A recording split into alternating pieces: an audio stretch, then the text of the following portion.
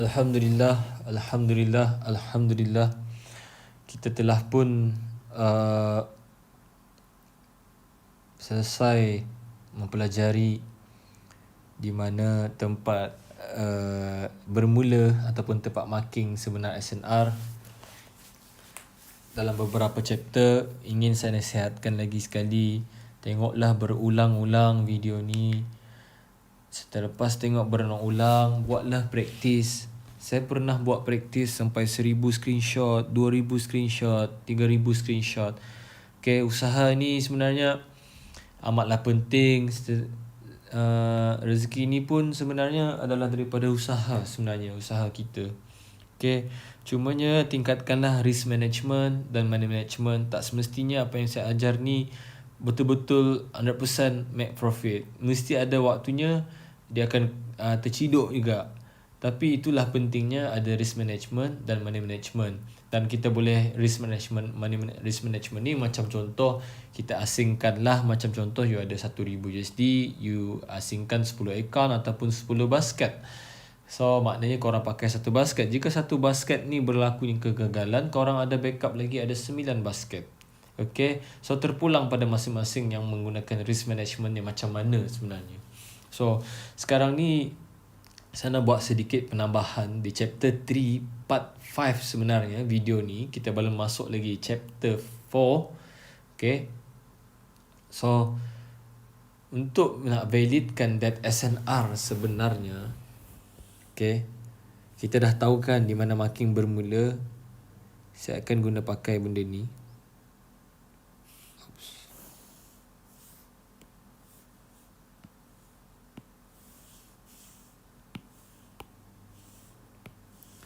Okay, untuk validkan the SNR,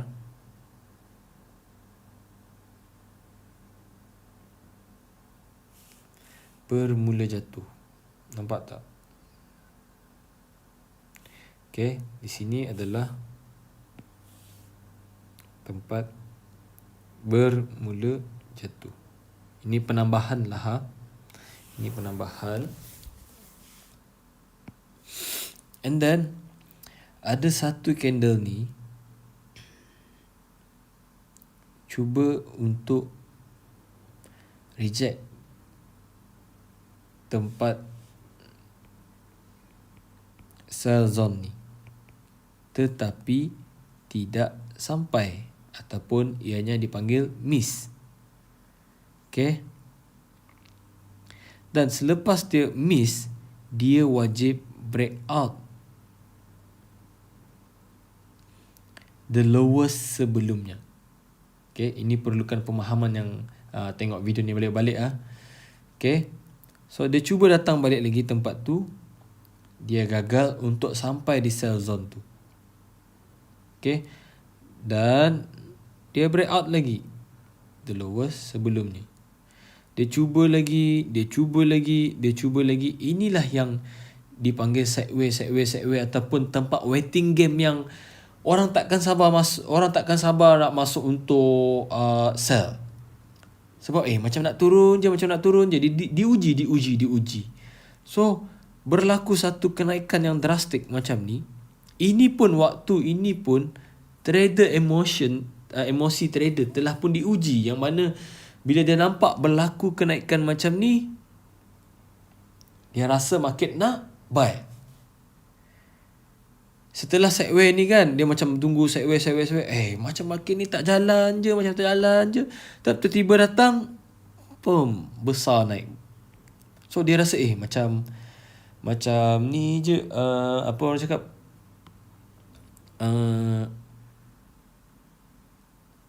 macam nak naik je, macam naik sebab besar.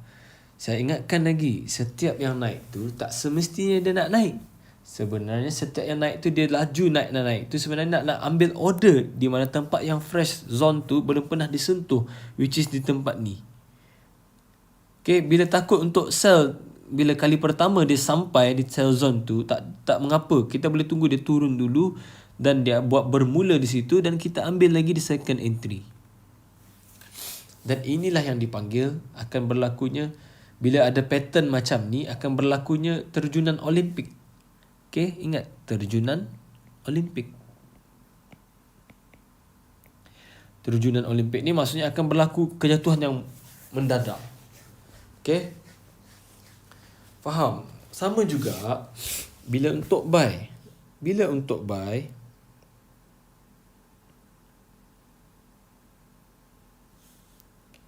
okay,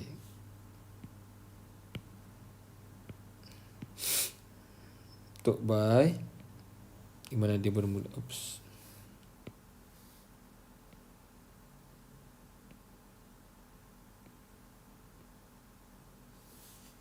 Okay.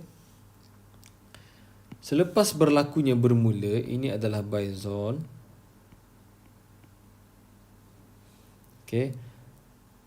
Price cuba untuk datang balik, tetapi tidak sampai ke tempat zone buy tu. Dia macam mana nak tahu dia tak sampai ke zone buy tu? Macam mana nak tahu ianya adalah miss? Okay. Kalau dalam bahasa SND, supply and demand dipanggil fail to return. Dia kena pecah the highest yang sebelum ni. Baru boleh dipanggil ini miss ataupun fail to return. Dan tempat zone ni akan jadi tempat zone yang valid untuk buy. That's why ada some trader dia berani letak buy limit terus. Dan stop loss dia dekat bawah ni.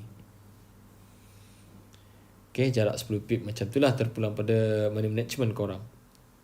And then paling shock lagi bila dia try bagi sideway. Dia bagi sideway, semakin dip.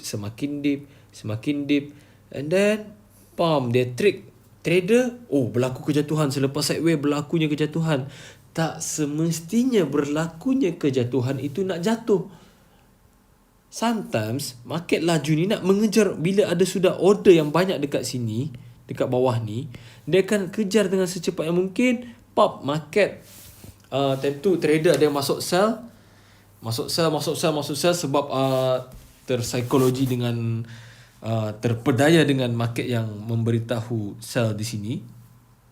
Okay, dia dan bangganya dah profit dah, dia dah macam king of jungle lah, apalah semua. So dia terkena market.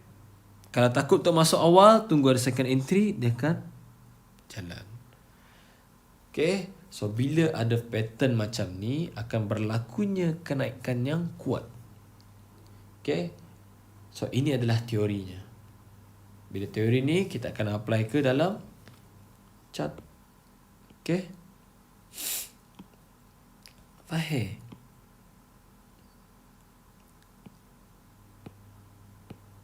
Sama juga mana-mana time frame pun boleh. Okay, mana-mana time frame pun boleh. Okay.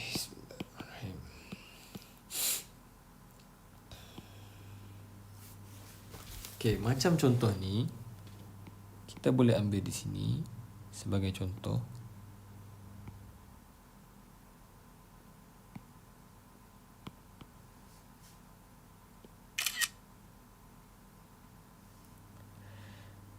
Dia bermula jatuh dan bermula naik. Kita perhatikan di sini. Dan ada candle cuba untuk sentuh tempat bermula tu, tapi tak sampai dan breakout yang highest sebelum ni. Dan cuba lagi. Dan selepas sideway berlakunya kejatuhan yang drastik, di mana di sini trader akan terpedaya adakah ini akan sell. Tapi look to the left, dia telah pun reject tempat tu.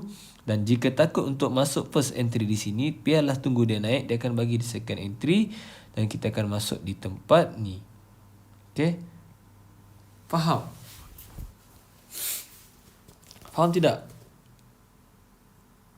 Okay, Alhamdulillah jika korang faham. Okay, nampak tak di sini?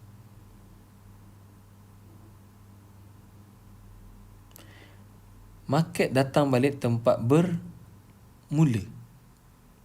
Okay, kalau kita tengok di mana nak validkan bermula naik ni, kita tengok di sini. Dia pernah tengok shadow panjang tu, kita tengok betul-betul. Dia pernah cuba untuk sampai di sini, turun dengan drastiknya turun, tapi because of the candlestick tak nampak ada wave dalam tu. Okay. Sebab tu bergunanya pelajaran chapter tu candlestick. Saya nak bagi korang faham apa maksud dalam candlestick tu. Dan tapi gagal untuk sampai ke bawah ni, bila nenek shadow panjang ni gagal untuk sampai ke bawah tu. Dia naik, the next candle memecahkan yang highest sebelum ni. And then berlakunya drastik turun yang di mana trader menyatakan ini adalah nak buy kononnya. Tapi nak sell sebab berlaku drastik. Sebenarnya look to the left, sini adalah tempat nak buy. Faham? So sama juga di sini bermulanya naik. Permulanya naik, cuba fahamkan bit of candlestick ni dia pernah turun di sini dan dia pernah cuba untuk turun tak sampai tempat bermula ni, dan dia pernah lagi cuba untuk naik dan pernah cuba untuk nak sentuh tapi tak sampai-sampai. Dan the next candle, candle sell besar, tapi orang menganggap ianya adalah untuk sell, tapi sebenarnya bukan untuk sell. Dia nak reject tempat ni dan baru dia terus melakukan naik. Nampak tak? Bila nampak pattern macam ni, dia akan terus terbang. Okay, cuba ulang this video. Cuba fahamkan apa yang saya ingin sampaikan. InsyaAllah saya akan cuba kongsikan lagi di video seterusnya. Walaupun yang saya upload ni yang terbaru ni, mungkin saya akan teruskan berupload untuk korang lagi lepas ni. Okay, so saya harap chapter 4, 5 ni sudah selesai. InsyaAllah saya akan cuba support untuk bagi bagi support itulah nanti. Okay, faham? So, Assalamualaikum warahmatullahi wabarakatuh. Kita akan jumpa di chapter 4 di mana penutup tirai untuk video Paul X bermula.